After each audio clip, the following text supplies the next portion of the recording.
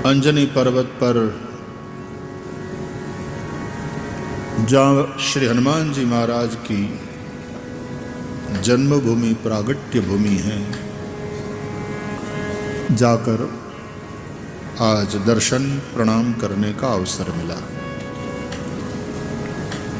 पंपा सरोवर गए, प्रणाम किया।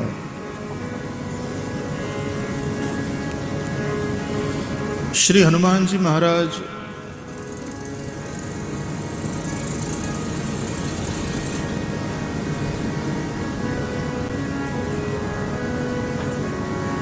शंकर सुवन भी है, केसरी नंदन भी है, वातात्मज है।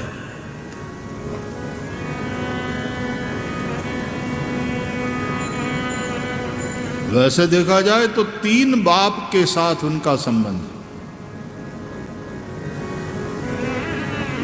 श्री राम जी के तीन माता है, लेकिन हनुमान जी का संबंध इन तीनों से, वो तीनों को पिता मानते। शास्त्रों में कितने पिता होते हैं उसका वर्णन है। जन्मदाता भी पिता होता है, विद्यादाता गुरु भी पिता माना जाता है, कन्यादाता ससुर जी वो भी पिता है, भय त्राता तुमको भय से बचाने वाला वो भी पिता के समान होता है, राजा पिता के समान होता है। भगवान तो जगत पिता है ही है। तो वैसे दुनिया के व्यवहार में वो दो बाप का किसी को बोल देना वो एक प्रकार की गाली है, लेकिन समझो शास्त्र क्या कहते हैं कि एक व्यक्ति के कितने पिता होते हैं। जन्मदाता, विद्यादाता, कन्यादाता, भयत्राता, जीवनदाता, ये सब पिता। तो श्री हनुमान जी महाराज शंकर सुवन केसरी नंदन, तेज प्रताप महाजगबंदन, विद्यावान गुनी अति चातुर, राम काज करिबे को आतुर। शंकर सुवन है, शंकर जी के साथ उनका संबंध है। हमारे शास्त्रों के अनुसार 11वां रुद्र मानते हैं श्री हनुमान जी को हम। 11 रुद्र है, 12 आदित्य है, 9 ग्रह है, 10 दिक्पाल है। यह सब शास्त्रों का जो वर्णन है। 8 वसु है, 7 ऋषि, सप्तर्षि है, 6 दर्शन है, आदि आदि। 11 रुद्र, 12 आदित्य, 9 ग्रह, 10 दिक्पाल, 11 आदित्य, 12 आदित्य, 11 रुद्र। तो श्री हनुमान जी महाराज रुद्र का ही रूप है। पिता का रूप ही माना जाता है पुत्र। पुत्र को पिता की आत्मा मानते हैं। कहते हैं पुरुष अपनी आत्मा को ही अपनी पत्नी में पुत्र के रूप में प्रकट करता है, इसलिए वो जाया कहलाती है, पत्नी।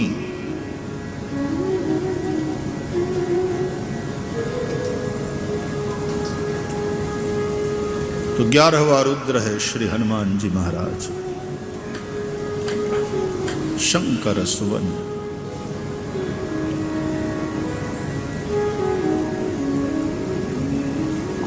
तो शंकर स्वयं हनुमान बनकर के आए हैं अपने इष्ट देव भगवान श्री राम की सेवा के लिए। सभी देवता आए। भगवान राम जब अवतरित हुए तो सभी देव प्रभु के साथ साथ बाहर के राष्ट्र का कोई राष्ट्रपति हमारे देश में विजिट पर आता है तो अकेला चला आता है ना, उसके साथ बहुत सारे लोग आते हैं। कभी कभी उसके मंत्रिमंडल के साथी आते हैं कि विदेश मंत्री भी साथ में हैं, अन्य अधिकारी भी साथ में हैं। कुछ एक लोग तो पहले पहुंच जाते हैं पूर्व तैयारी के लिए। अच्छा, जिस देश में वो जा रहे हैं उस देश में उनकी एम्बेसी भी है, राजदूत भी है, वहां उस एम्बेसी में अधिकारी है, अपना काम करते रहते हैं। उसी प्रकार इस धराधाम पर भगवान की भी एम्बेसी, जिस प्रकार वहां राजदूत होते हैं यहां धर्मदूत होते हैं। अनेक संत महानुभाव वो प्रभु का ही काम करते रहते हैं। और जब भगवान आते हैं, निमंत्रण दिया जाता है ना कायदे से। हमारे देश के प्रधानमंत्री जी जिस देश के मुखिया को निमंत्रित करते हैं कि आप कभी आओ, तदनुसार वो स्वीकार करते आते। तो यहां धरा, स्वयं धरा ने, पृथ्वी ने गाय का रूप बनाकर गई है, निमंत्रित किया है प्रभु को, आप आओ, हमारे यहां जहां थोड़ी गड़बड़ चल रही है आप आकर सहायता करो। मदद मांगते हैं। पापाचार बढ़ गया है, अत्याचार अनाचार बढ़ गया है, धर्म की हानि हो रही है, आप आओ। वैसे हमारे शास्त्रों के अनुसार लक्ष्मी भूमि विष्णु पत्नी, विष्णु पत्नी नमस्तुभ्यं पादस्पर्शं क्षमस्व में। तो जब भूमि, पृथ्वी गाय का रूप बना करके गई भगवान से प्रार्थना करने, ब्रह्मादि सभी देवता साथ में शंकर जी है, सत्रिनयनः, त्रिनयनः शिवः, तो शिव जी भी साथ में। तो भूमि ने कहा कि बहुत लंबे समय तक जिस पत्नी का, जिस स्त्री का पति उसके साथ न हो तो दुष्ट लोग फिर डोरा डालना शुरू करते हैं, पीछे पड़ जाते हैं। उसको खराब नजरों से बचाना जरूरी हो जाता है। तो पति तो उसी को कहते हैं ना, पाति इति पति ही। पाति मतलब जो रक्षा करता है। पत्नी की रक्षा करे सो पति, और पतनात् पाति, पत्नी पति को पतन से बचावे वो पत्नी। पत्नी की रक्षा करे वो पति, भरण पोषण करे इसलिए भर्ता, और वो भार्या, क्या शब्द बने हैं देखो।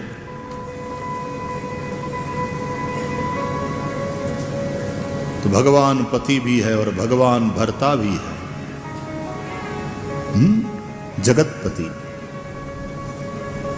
भगवान भर्ता है, भरण पोषण करने वाला।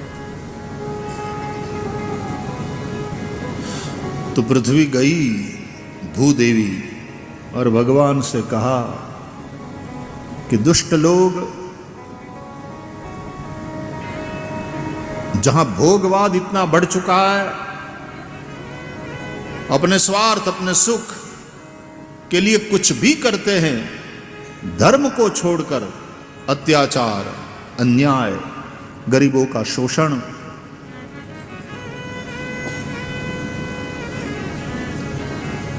वे धर्म को नहीं मानते हैं। और कभी कभी इतने होशियार होते हैं कि धर्म को मानने का दिखावा करते हैं, लेकिन वो धर्म का साधन के रूप में अपने स्वार्थ की सिद्धि के लिए उपयोग करते हैं।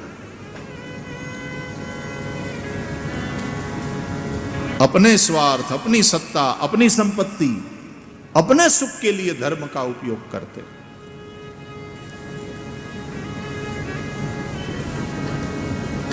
प्रभु आओ। तो ब्रह्मादि देवताओं के साथ साथ भूदेवी ने, पृथ्वी ने भी, इस भूलोक ने भगवान को निमंत्रित किया, प्रार्थना करी, निमंत्रण ही क्या, प्रार्थना। प्रयत्नेन अर्थ्यते यया सा प्रार्थना, जिसमें आग्रह पूर्वक कुछ कहा जाए उसको कहते हैं प्रार्थना। प्लीज प्लीज आपको ये इतना कृपा करो, इतना तो करना होगा, आप कृपा करो, इसको कहते हैं प्रार्थना। गिड़गिड़ाना। और प्रार्थना सिवाय भगवान के और अन्य किसी से नहीं करना चाहिए। प्रार्थना नैव कुत्रापि कार्या। अच्छा, पुष्टि परंपरा में तो भगवत्यपि ऐसा कहते हैं, भगवती अपि। क्योंकि जब आग्रह पूर्वक किसी से कुछ मांगते हैं और करने के लिए कहते हैं ना, सामने वाले को कष्ट होता है। और पुष्टि परंपरा में भाव यह है कि भगवान को कष्ट न हो, जिसको तुम चाहते हो, अपने सेव्य को किसी भी प्रकार का कष्ट न हो, नहीं तो ठाकुर जी को श्रम होता। कितना प्यारा भाव श्री वल्लभाचार्य जी महाप्रभु जी ने बताया है। तो कहा है प्रार्थना नैव कार्या कुत्रापि भगवत्यपि। लेकिन सनातन में प्रार्थना, तो प्रार्थना का अर्थ ही है जिसमें आग्रह पूर्वक किसी चीज के लिए, किसी बात के लिए, किसी काम के लिए बोला जाए, प्लीज प्लीज प्लीज गिड़गिड़ाया जाए, प्रार्थना।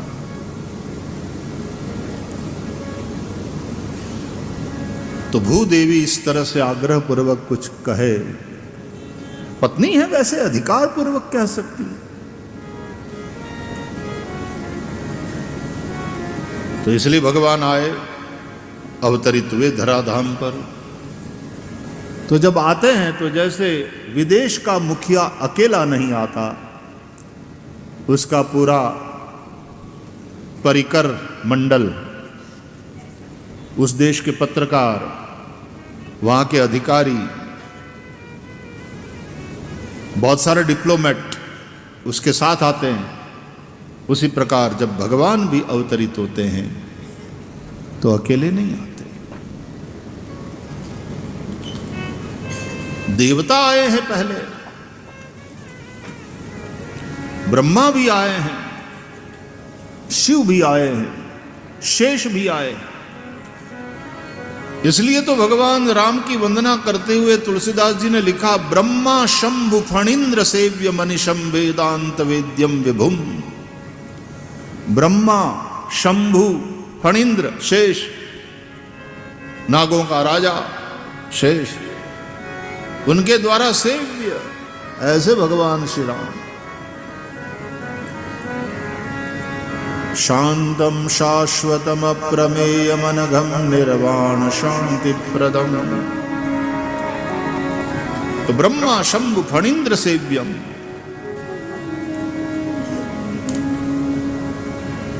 जो ब्रह्मा है ना, वही जाम्बवान बन करके आए हैं और राम जी की सेवा में लगे। ब्रह्मा जी से बूढ़े ब्रह्मा हैं, मंजे हुए हैं, मर्यादा में रहने वाले हैं, उनसे लोग सलाह लेते हैं। उसी तरह जाम्बवान बूढ़े हैं, मंजे हुए हैं, हनुमान भी जाम्बवान से सलाह लेते हैं।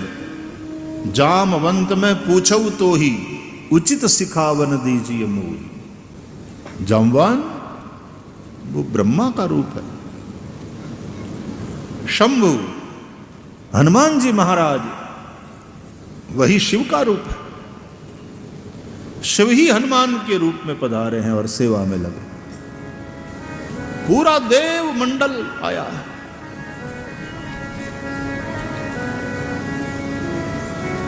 और फणींद्र शेष बोले वो तो लक्ष्मण जी के रूप में सदा सेवा में तत्पर, सोता भी नहीं, जागरण। शेष की शैया में नारायण सोते हैं, शेष जागते रहते हैं। शांताकारम भुजग शयनम। तो कभी लक्ष्मण जी यूं बैठे हैं और लक्ष्मण जी के जंघा पर सिर रख करके राम सो जाते हैं गुफा में, जंगल में, तो याद करो वो शेष शैया में सोए हुए नारायण को। भुजग शयनम,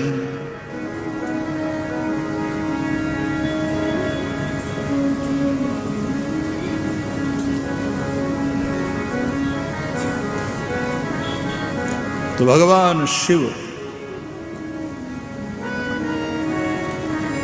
जब प्रभु अवतार लेने वाले हैं तो शिव जी ने सोचा हम भी साथ साथ चलते हैं प्रभु की सेवा में। तो कहते हैं पार्वती जी बोली कि कहाँ चले?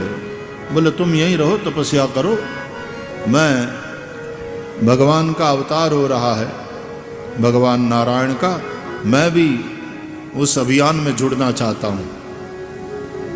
तो जैसे पत्नी को छोड़ करके परिवार में और एक सोल्जर चला जाता है ना राष्ट्र की सेवा में, सीमा पर तैनात है राष्ट्र की रक्षा के लिए, तो परिवार को छोड़कर, पत्नी को छोड़कर एक सोल्जर चला जाता है जिस प्रकार, तो भगवान शिव भी इस अभियान में जुड़ना चाहते हैं, तो सबको छोड़कर। तो पार्वती जी ने कहा नहीं नहीं नहीं, मैं भी साथ चलूंगी। अरे बोले वहां तो क्या साथ चलेगी, तुम यहां रहो। बोले हर देवता अपनी शक्ति के साथ कुछ काम कर पाता है, मैं आपकी शक्ति हूं, मैं भी आपके साथ चलूंगी। बोले अलग रहो पत्नी के रूप में तो फिर गड़बड़ हो जाएगा, फिर राम जी की हर ली जाएगी। मैं राम जी की पत्नी की खोज करूं कि मैं तुझे संभालूं, और वो खोजने में कहीं तू खो ना जाए, अलग रही तो समस्या। जब पार्वती ने बहुत जिद करी तो बोले ठीक है पूंछ के रूप में आ। तो हनुमान जी की पूंछ के रूप में पार्वती। अब ऐसे भी देखा जाए तो संसार में तुम्हारी जो पूंछ होती है ना समाज में, वो उस पूंछ के कारण वैसे पूंछ भी है साथ साथ ही, कहां अलग करो पूछड़ू। हमारे यहाँ अहमदाबाद में और बड़ौदा में, गुजरात में मकर संक्रांति में लोग पतंग बहुत चढ़ाते हैं, पतंग उड़ाते हैं। अब तो ऐसा नहीं हुआ, लेकिन पुराने ज़माने में हमने देखा कि पतंग जो आसमान में उड़ाते थे तो उसको पूंछ लगा देते थे नीचे। तो पूंछ लगने से क्या होता था कि वो पतंग गुलाट नहीं मारती थी, स्थिर रहती थी, ऐसे नहीं नहीं नहीं नहीं नहीं नहीं करती रहती नहीं, आपने देखा होगा यदि पतंग को आसमान में, है ना, तो शुरुआत में ऐसे होता है, नहीं नहीं नहीं नहीं करती।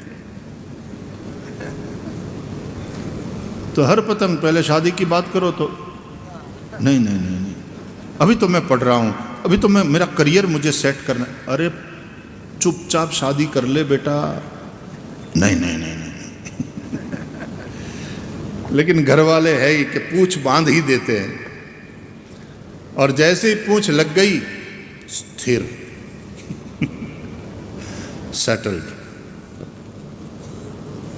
सेटल होगा, फिर क्या शादी करेगा, शादी कर ले, वो पूंछ लग गई सेटल हो जाएगा अच्छी तरह से। और अब पूंछ है, गुलाट मारना भूल जाएगा। आजकल हमारे यहाँ बिना पूंछ की वो जो पतंग, तो वो बहुत गुलाट मारती है, उसको गुलाट लगवाते भी हैं और दूसरों से लड़वाते हैं, और फिर काई पोछ है, काई पोछ है, काई पोछ है दूसरे की पतंग को काटने में।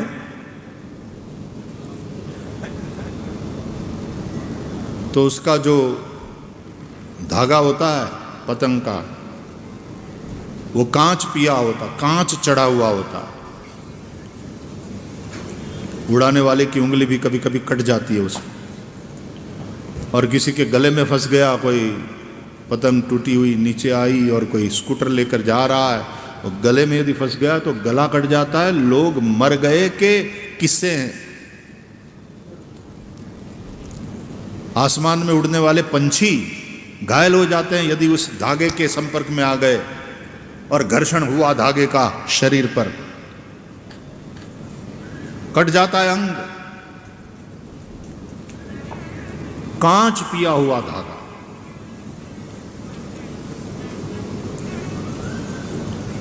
आजकल की पतंग जो बहुत आसमान में चढ़ी है, कांच पिया हुआ धागा है। जो भी आया मार्ग में या काट देता है या खुद कट जाता है। संघर्ष है, मारा मारी है।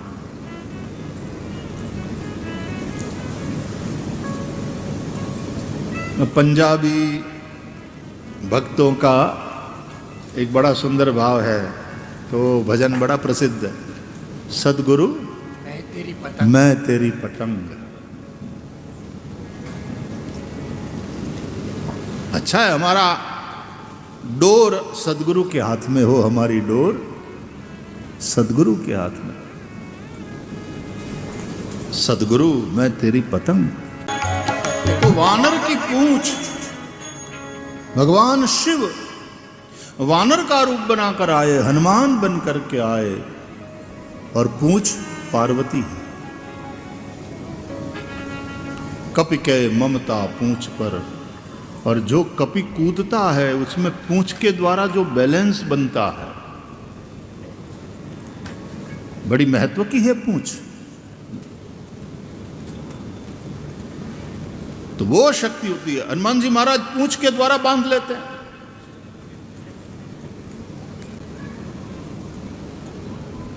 इसलिए कहते हैं कपि के ममता पूंछ पर। उसको छुओ तो भड़कता है। मेरी पूंछ को हाथ मत लगाना।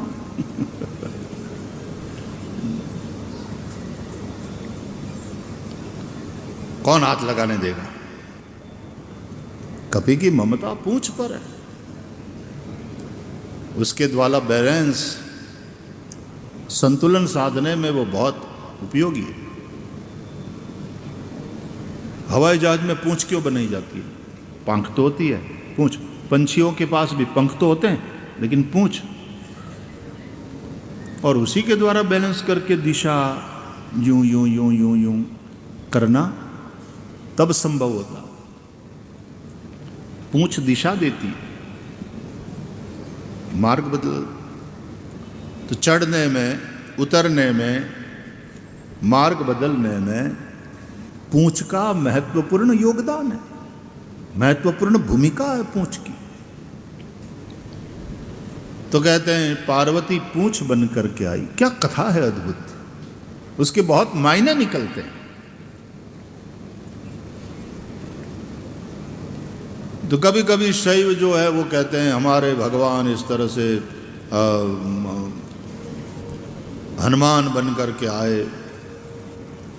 अरे भाई, समय आने पर भगवान राम भी शिव जी की पूजा करते हैं, रामेश्वर की पूजा करते हैं, रामेश्वर की महिमा का गायन करते हैं। और वही भगवान शिव हनुमान बन करके भगवान नारायण जो राम रूप में प्रकट हुए हैं उनकी सेवा में प्रस्तुत होते हैं। उन दोनों को कोई समस्या नहीं, तुमको क्यों समस्या? चेलों को बड़ी समस्या होती है। उन दोनों महापुरुषों को कोई समस्या नहीं होती। हमारे वाले ऊंचे, हमारे वाले बड़े, अल्लाह बड़ा कि भगवान बड़ा कि गॉड बड़ा। क्या पागलपन है? पानी बड़ा कि वाटर बड़ा कि वारी बड़ा कि जल बड़ा। महिमा किसकी? जल की, वाटर की, वारी की। इसलिए यम शैवा समुपासते शिवमिति, शिव इति ब्रह्मेति वेदांतिनः। बौद्धा बुद्ध इति प्रमाण पटवः, कर्मेति नैयायिका। सबका अलग अलग मंतव्य, अपनी अपनी मान्यता है। और हम क्या है? जैन शासन रता। तो जिनालय हो, शिवालय हो, देवालय हो, भगवान उसी परम सत्य के अलग अलग रूप को लोग भजते हैं। लेकिन मेरा ही बड़ा, और मेरा बड़ा उतना ही, बाकी सब खोटे, गलत। ये जड़ता है। वो जड़ता तुम्हें सत्य का साक्षात्कार नहीं होने देती। हम 2 दिन से चर्चा कर रहे हैं कि जिंदगी का हेतु सुख नहीं है, जीवन का हेतु सत्य का साक्षात्कार करना। और जो भी किसी जड़ता में फंस गया, वो सत्य का साक्षात करने योग्य रह नहीं जाता। इसलिए सारे पूर्वाग्रह छोड़ो। बनी हैं सीढ़ियां हर धर्म में, लेकिन सीढ़ियां चढ़ करके तुम्हें कहीं पहुंचना होता है। तुम सीढ़ियों के लिए और सीढ़ियों पर ही लड़ते रहो, ये सिवाय बेवकूफी का और कुछ नहीं है। सीढ़ी साधन जरूर है, वो साध्य नहीं है। हम लोग आज कितनी सीढ़ियां चढ़े? 600 के करीब। लेकिन लक्ष्य क्या था? हनुमान जी, वहां पहुंचना है, दर्शन करना। तो सत्य का दर्शन, सत्य का साक्षात्कार, तुम्हारे धर्म, तुम्हारे मजहब, तुम्हारे रिलीजन की सीढ़ियां हैं, चढ़ो, ऊपर उठो। सीढ़ी पर ही बैठे रहोगे, हमारी सीढ़ी बढ़िया, हमारी सीढ़ी, बाकी सब दूसरों की सीढ़ियां तोड़ दो। ये बेवकूफी है। चाहे मुसलमान हो, चाहे हिंदू हो, चाहे ईसाई हो, चाहे कोई भी हो, ये धार्मिक जड़ता तुम्हें सत्य का साक्षात्कार नहीं करने देती। जीवन का हेतु सत्य का साक्षात्कार है।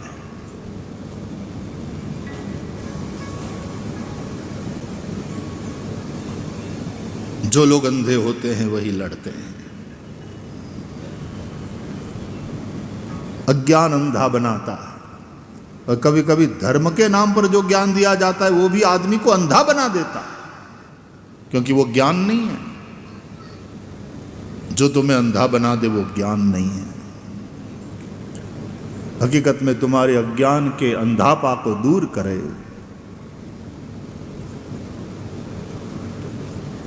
अज्ञानतिमिरान्धस्य ज्ञानांजन शलाकया चक्षुरुन्मीलितं येन तस्मै श्री गुरवे नमः।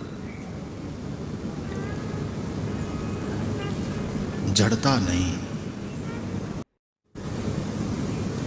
तो बार बार इस बात को याद रखो कि जीवन का हेतु सत्य का साक्षात्कार। अपने वाले लोगों की संख्या बढ़ाना, या तो अपना आग्रह दूसरों के ऊपर भी थोपना, ये सारी जड़ता, धार्मिक जड़ता, वो पूरी मानवता का नुकसान कर रही है। अब पहलगांव में धर्म पूछ पूछ करके मारा गया, ये कोई धर्म है? तो जो गलत समझ बैठे हैं, और बहुत से मुस्लिम बिरादर है इंसानियत से भरे हैं, पढ़े लिखे, तो जरा उनके सोचने का ढंग बदल गया है, उस जड़ता से बाहर आए। वे भी राष्ट्रवादी है। इसलिए यहां से जब कुछ कहा जाता है वो तो धार्मिक बेवकूफियों, मजहबी कट्टरताओं और जड़ता के ऊपर प्रहार किया जा रहा है। बाकी सनातन सबका आदर करता है, वसुधैव कुटुंबकम में बिलीव करता है। तो ये व्यासपीठ संकीर्ण नहीं है।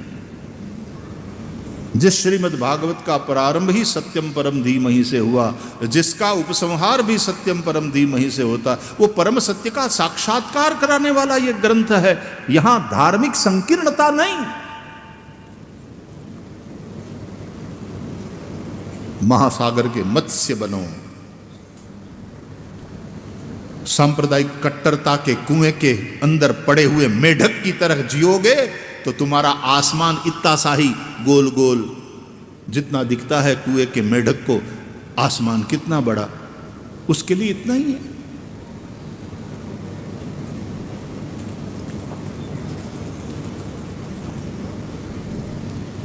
भगवत गीता में, हमारे शास्त्रों में, सनातन के शास्त्रों में ये कहने की हिम्मत है कि त्रैगुण्य विषया वेदा निस्त्रैगुण्यो भवार्जुन।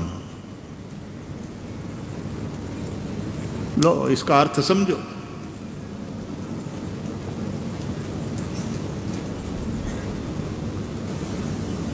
तो अंत में तो त्रिगुण से भी ऊपर उठने की बात कहते हैं। बोले वेद भी त्रिगुण में रमते रहते हैं, इसलिए वह जो परम सत्य है वहां तो वेद भी अंत में नेति नेति कह करके चुप हो जाते हैं। यतो वाचो निवर्तन्ते